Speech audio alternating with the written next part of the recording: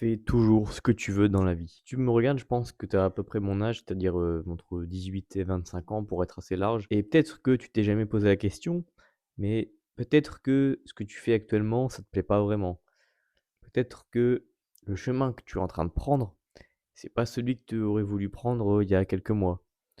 C'est pas v Tu fais pas réellement ce que tu aimes, tu écoutes pas vraiment cette petite voix à l'intérieur de toi qui te dit: «Fais ça, fais ça, fais ça». Hem, on a 20 ans, on a la vingtaine. S'il y a des choses qu'on doit essayer, si on doit essayer de nouvelles expériences, si on doit entreprendre des choses, c'est maintenant.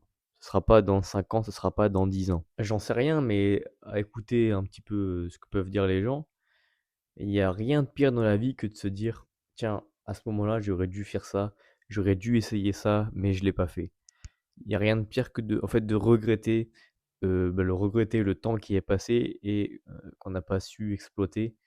Et à l'heure actuelle, c'est là où on a le plus de temps. Donc vraiment très important de se poser la question de savoir si la route que tu es en train de prendre, c'est la route qui te permet d'aller là où tu veux aller. Et si c'est pas le cas, faut changer.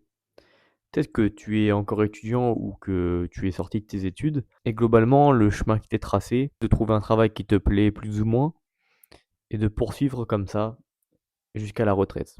Donc en gros, tu vas faire ça pendant 40 ans. Est-ce que c'est réellement ce que tu veux? Si la réponse est oui, nickel et franchement fonce. Si la réponse est non, n'aie pas peur d'essayer des choses. N'aie pas peur d'entreprendre. N'aie pas peur de t'éloigner un petit peu de ce qu'on te propose. Faut vraiment que tu t'écoutes toi. N'aie pas peur de te faire critiquer. N'aie pas peur du regard qu'auront tes proches sur toi. C'est simple, la critique ne vient jamais d'au-dessus. Les gens qui vont te critiquer, c'est les gens qui n'auront pas pris les risques que toi tu es en train de prendre. Tu seras le reflet de leur inactivité en gros. Et tu seras toujours critiqué quoi que tu fasses de toute façon. Et on se moquera peut-être de toi, peut-être que tes collègues de travail, peut-être que tes collègues de classe, ils vont se moquer de toi, mais on s'en fout, ça fait quoi? Et quand ça va fonctionner, il y a 2 solutions. Soit les gens vont vouloir devenir être ton pote, ou soit tu vas créer la jalousie, mais dans ces cas-là, on s'en fout, parce que ce sera bon signe. Mais vraiment, aie pas peur de t'écouter toi, aie pas peur de prendre des grandes décisions, d'essayer des choses. Tu vois, avant l'été, si tu m'avais dit que je serais en train de faire une vidéo YouTube et de sortir 3 réels par jour ou 2 à 3 réels par jour sur Instagram, je t'aurais même pas cru. Beaucoup de choses se jouent, faut en avoir conscience et pas peur d'entreprendre des choses. Sinon les gars, attends, hop, on voit dans l'ordi. Là, ce matin, je vais prendre la vidéo YouTube, donc la première de la chaîne. Abonne-toi d'ailleurs si t'es pas abonné. Et le but, ça va être de faire des cuts au moment où j'aurai décidé, pour en faire des réels sur Instagram et aussi diffuser des shorts sur YouTube, donc le format court de YouTube. Peut-être que ça va m'aider à développer l'audience, je sais pas. En fait, je connais rien à YouTube, hein. Voilà, ça rejoint un petit peu ce que je disais juste avant. J'essaye. Au pire des cas, ça marche pas, c'est pas grave. Ça se trouve, personne n'aime mes vidéos, c'est pas grave. J'ai fait 45 vues, mais on s'en fout, ça va monter. J'en suis persuadé. Allez, je vais faire ça et probablement à tout à l'heure. Ok les gars, donc là on se retrouve le lendemain du coup. J'espère qu'on m'entend bien avec le micro mis ici.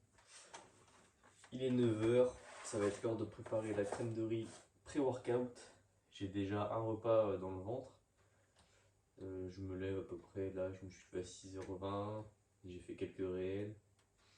J'ai répondu à quelques commentaires Instagram sous les posts des personnes qui marchent dans le domaine de la muscu et tout. Ça me permet de donner un peu de visibilité et d'attirer de potentiels nouveaux abonnés. Donc comme ça, voilà, vous suivez un petit peu le truc, comment je fais, la stratégie, etc. Euh, donc là, j'ai préparé aussi pas mal de réels. J'en ai fait 5 je crois. Donc il y a ça qui a été fait ce matin. Là, je prépare la crème de riz et je la mangerai pas maintenant.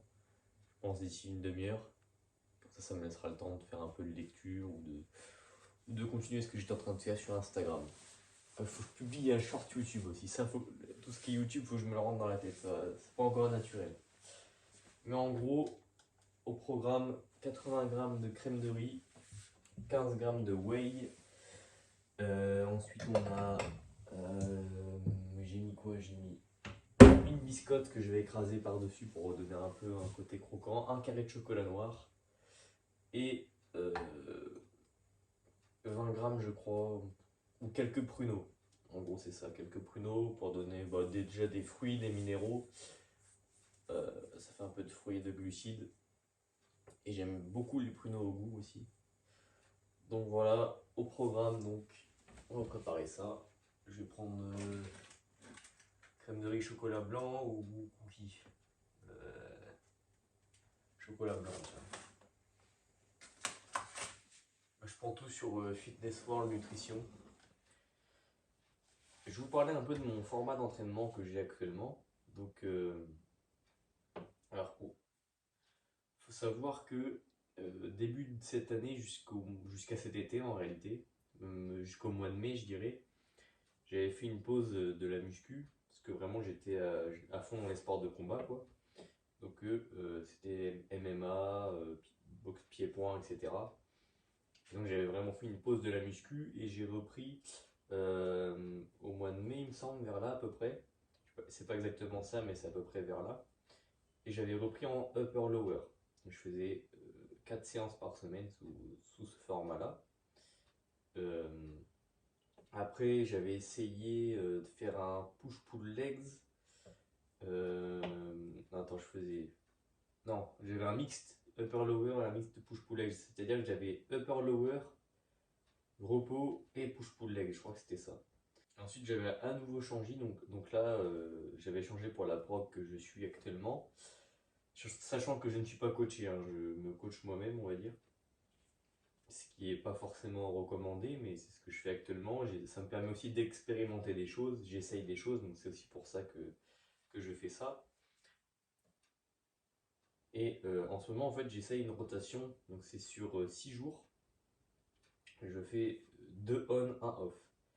C'est-à-dire que je vais avoir 2 jours de training, 1 jour de repos. 2 jours de training, 1 jour de repos. Et en fait, j'enchaîne ça sans interruption, quoi.